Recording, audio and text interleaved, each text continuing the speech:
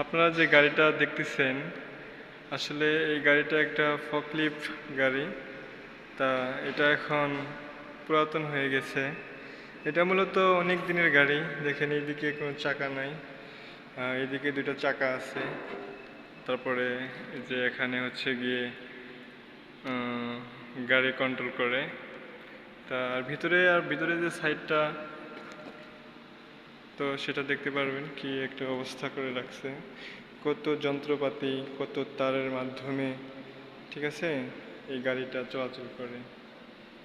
দেখেন এখন সেগুলা আসলে খুব ক্রিটিক্যাল অবস্থা। এদিকে সাইডটা দেখেন, ওপরে দেখেন, সব ঠিক আছে, কিন্তু গাড়ির সেই আগের মতো চলাচল করে না। দেখেন আর ভিতরের সাইডে দেখেন কত কত কিছু দিয়ে সাজানো হয়েছিল।